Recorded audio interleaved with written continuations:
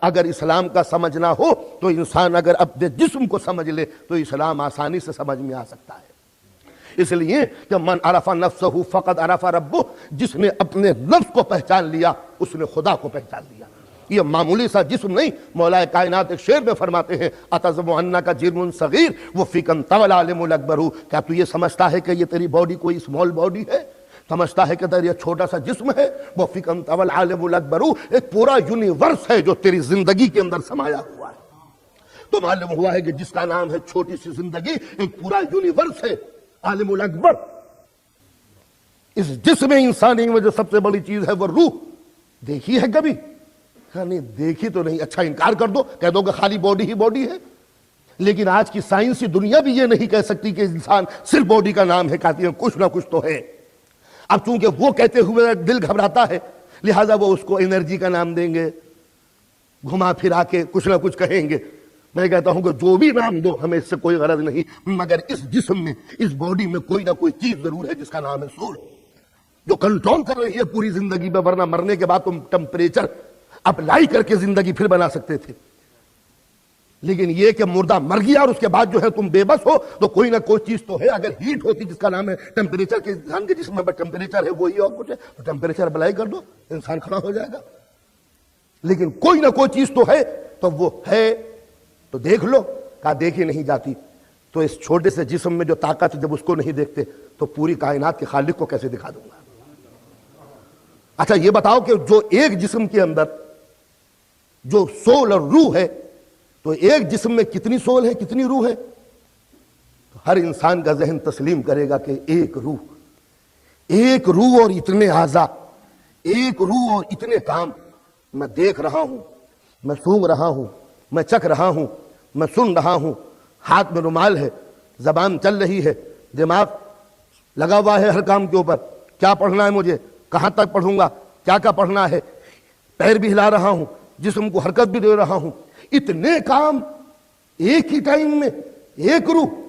تو جب ایک روح ایک ہی ٹائم میں اتنے کام کر سکتی ہے تو ایک خالق ایک وقت میں سارے کام کیوں نہیں کر سکتا؟ چھوٹے سے جسم میں جب انسان من عرف نفسہ فقد عرف ربہ، اپنے نفس کو پہچان لے خدا سمجھ میں آ جائے گا۔ تو معلوم یہ ہوا کہ اس پورے جسم میں ایک روح ہے، دو روحیں کیوں نہیں ہوئی؟ کیا پریشانی کی بات ہے؟ دو روحیں ہوتی دو ڈپارٹمنٹ ہوتے۔ تو سوال یہی ہوتا کہ ایک باڈی میں اگر دو روحیں ہوتی تو یا تو فنکشن ایک ہوتا یا فنکشن دو ہوتے۔ توجہ تعلیم، ایک روح میں اگر، ایک جسم میں اگر دو روحیں ہوتی تو یا تو فنکشن ایک ہوتا دونوں کا یا الگ الگ ہوتا۔ تو اگر الگ الگ فنکشن ہوتا تو یہ ایک جسم کا ہوتا، دو ڈپارٹمنٹ ہوتے، کہ یہ ایک روح کا ہے یہ ایک روح کا۔ اچھا دونوں روحیں مل کے اگر ایک ہی فنکشن کرتی تو اب سوال یہ ہے کہ کیا یہ دونوں محتاج ہیں کمبینیشن کے لیے؟ تو اگر محتاج ہیں تو دونوں انکمپلیٹ ہیں، مل کے کمپلیٹ ہوئی، تو جو مل کے کمپلیٹ ہو وہ قابل تعریف نہیں ہوتا، ادھورا کہلاتا ہے۔ تو اسی طرح جب پورے جسم کے اندر ایک ہی روح ہے تو اس پوری کائنات میں ایک ہی خالق روح ہونا چاہیے۔ سوال یہ پیدا ہوتا ہے کہ ایک روح ہے آپ کے جسم میں، آپ کی عمر کتنی ہے؟ کہا 50 برس کی۔ کہا آپ کی روح کی؟ کہا یہ نہیں معلوم۔ کہا کیوں؟ کہ وہ جسم سے پہلے تھا۔ اچھا انتقال کب ہو جائے گا؟ کہا جب بھی ہو جائے۔ کہا آپ کی روح کا انتقال کب ہوگا؟ کہا ہمیں نہیں معلوم۔ معلوم تھا کہ جب جسم تھا، جب جسم نہ تھا تو روح تھی، جب جسم نہ ہوگا تو روح رہے گی۔ تو جب مخلوق کا یہ حالت ہے کہ وہ جسم سے پہلے بھی ہے جسم کے بعد بھی ہے، تو کیا خالق کے لیے یہ کوئی بڑی بات ہے کہ وہ کائنات سے پہلے بھی ہو کائنات کے بعد بھی ہو؟ تو جب چھوٹی سی روح کے اندر یہ بات سما سکتی ہے تو پھر خالق کائنات کے لیے یہ بات کیوں نہیں سما سکتی؟ اچھا یہ بتائیے کہ وہ روح ہے کہاں؟ انگلی میں، ہاتھ میں، دماغ میں، دل میں، پیر میں، انگلی میں؟ کہا ہر جگہ ہے۔ کہا ہر جگہ روح ہے، کوئی پرٹیکولر پلیس تو نہیں ہے کہ یہی ہے؟ کہا نہیں۔ تو یہ سمجھ میں آتا ہے کہ وہ ہر جگہ ہے مگر ایک جگہ نہیں ہے۔ تو جب جسم میں وہ ہر جگہ ہے تو اس کائنات میں بھی وہ ہر جگہ ہے مگر کہیں نہیں ہے۔ تو جب روح میں یہ مسئلہ سمجھ میں آ سکتا ہے تو خدا کے لیے یہ مسئلہ کیوں سمجھ میں نہیں آ سکتا؟ اچھا پورا جسم ہے تو اس کے معنی یہ کمپلیٹ سول ہوگی، ہاتھ کاٹ دیجئے تو اس کے معنی یہ کہ روح بھی کٹ گئی؟ انہوں نے کہا نہیں، روح اپنی جگہ پر ہے۔ کہا یہ پورا ہاتھ کاٹ دیجئے، انہوں نے کہا روح اپنی جگہ پر ہے، کہا چھوٹی ہو گئی، انہوں نے کہا نہیں آدمی چھوٹا ہو سکتا ہے روح چھوٹی نہیں ہو سکتی۔ تو معلوم یہ ہوا کہ وہ، اب میں کہوں کہ ظرف مقام میں جب روح نہیں سما سکتی تو ظرف کائنات میں خدا کیسے سما جائے گا؟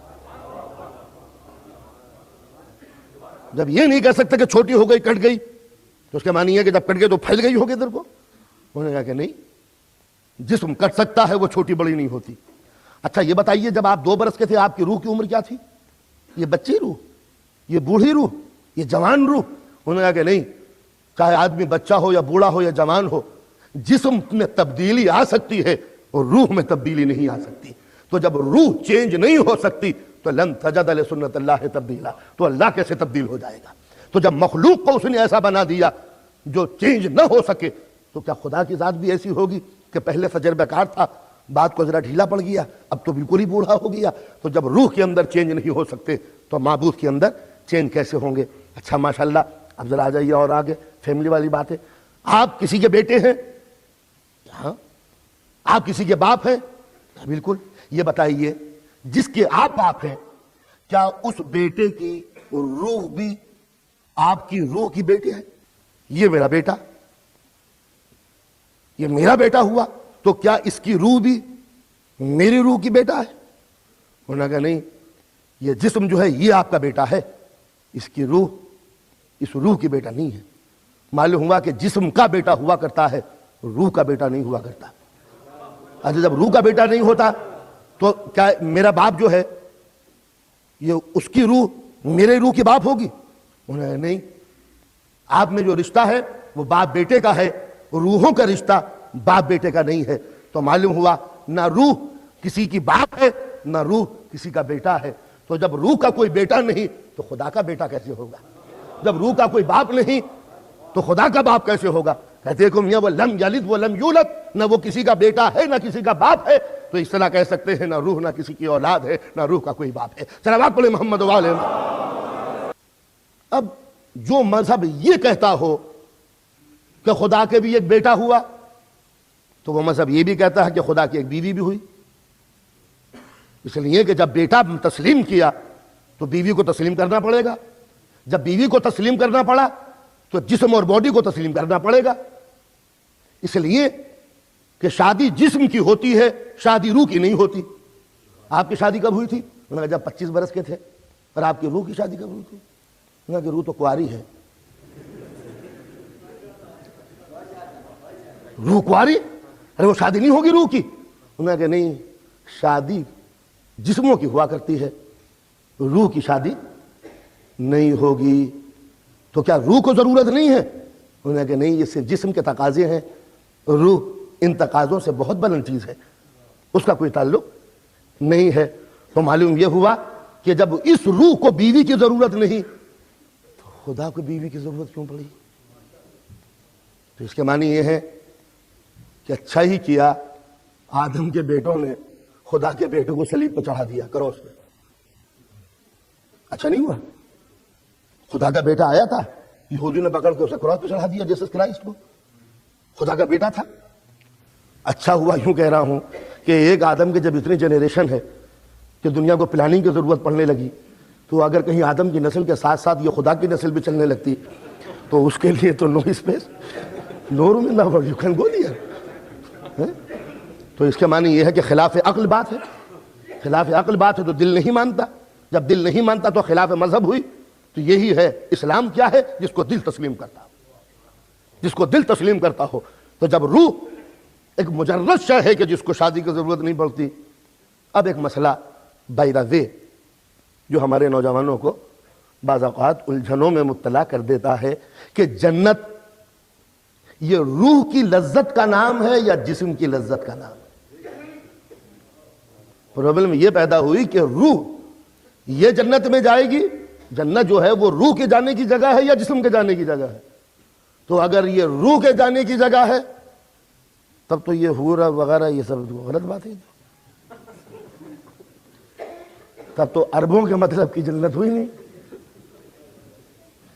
تو اگر روح کے جانے کے ساری روحیں جائیں گی جنت میں تب تو واقعی جنت ہے، ٹھیک ہے بس ہوگی، ہمیں کوئی دلچسپی فی الحال نہیں ہو سکتی، لیکن ہاں اگر کسی دن خدا کی بارگاہ میں مقدمہ دائر کر دوں کہ آپ نے میری روح کو جنت میں کیوں جگہ دی، خدا کا وکیل کہے گا اس لیے کہ نماز پڑھی تھی۔ یہ پالنے والے، یہ نماز میرے جسم نے پڑھی تھی یا روح نے؟ تم نے جہاد کیا تھا تو جہاد میں میری باڈی زخمی ہوئی تھی یا روح؟ تم نے روزہ رکھا تھا تو یہ روزے کی بھوک اور پیاس میری روح کو لگی تھی یا جسم کو؟ تیری عدالت کے قربان، تکلیف تو جسم اٹھائے، مزہ روح کرے۔ جو 25 زخم لگے میرے اور میں شہید ہو گیا تو یہ جسم تو بیچارہ یہیں پڑا رہ گیا، جس نے خون بہا، تکلیف ہوئی، درد ہوا، اور یہ روح کچھ بھی نہیں ہوا۔ اسے کیا تھا؟ جو کچھ بھی زحمتیں اٹھائیں وہ میرے جسم نے اٹھائیں، اور یہ روح یہ جنت میں چلی گئی، مزے سے ٹھاٹ سے بیٹھی ہوئی ہے، اور جسم بیچارہ یہاں گسل کے ختم ہو گیا۔ یہ کیوں؟ روزہ رکھا جسم نے، مصیبتیں اٹھائیں جسم نے، پیاس لگی جسم کو، بھوک لگی جسم کو، وضو کی، ٹھنڈا پانی جسم کو لگا، تکلیف میرے جسم کو ہوئی، مزہ روح کرے۔ تو لہذا اس کی عدالت کو کیا ہو گیا ہے کہ زحمت جسم برداشت کرے اور مزہ صرف روح لے لے۔ تو خدا کی عدالت کے خلاف ہے، لہذا انسان کو اٹھایا جائے گا اس جسم کے ساتھ، اسی روح کے ساتھ، اس لیے کہ نیکیاں دونوں نے ایک ساتھ کی ہیں تو جزا بھی دونوں کو ایک ساتھ ملے گی، دقتیں دونوں نے ایک ساتھ اٹھائی ہیں تو انعام بھی دونوں کو ایک ساتھ ملے گا۔ اب آپ کہیں گے یہ جسم اور جنت میں جائے، تو حضور نے اسی واسطے اس جسم کو جنت میں پہنچا کے بتا دیا، جو محمد کے دین پر چلے گا وہ سمجھ لے میرے جسم کو معراج ہوئی ہے، میری روح کو معراج نہیں ہوئی۔